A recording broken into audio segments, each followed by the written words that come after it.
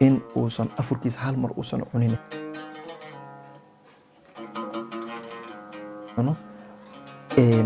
uuna joojiyo cunadaas uu cuna.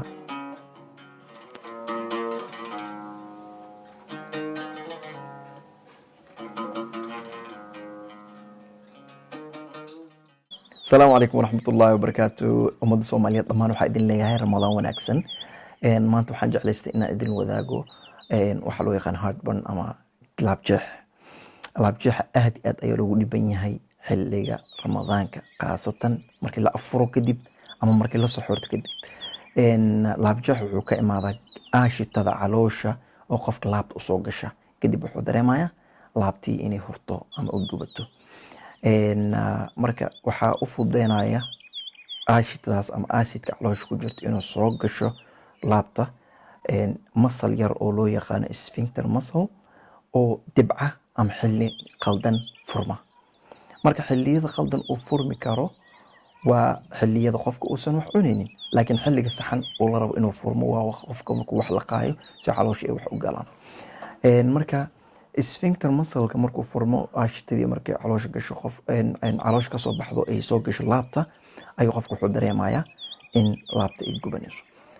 aashitaas marka haddii aa u heshid xal oo ah maadaama acid ay tahay aa u heshid wax base ah oo hooseeya oo 5.1 5.5 aa cuntid ama aa cabtid, waxaa weeyaan waxaa kuu sahlananaysa in aad ka dawoodid ama aad dejisid laabjeexaas adoona qaadan wax dawo ah.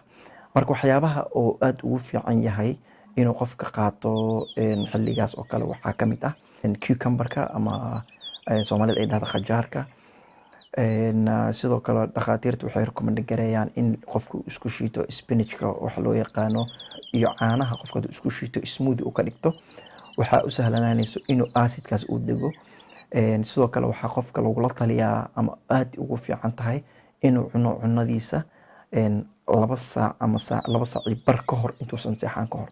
macnaha adoo markaas cunay cuno kadib 10 minutes or 30 minutes kadib inaad seexatid xoogaa yar waxay ku horseedaysaa in oo acidkii uu soo degdego. sidaa darteed waxaa fiican qofka in uusan afurkiisa hal mar uusan cunin, wax yar uu cuno uuna joojiyo cunadaas uu cunayo 2 saac ama 2 saac iyo bar intuusan seexan ka hor.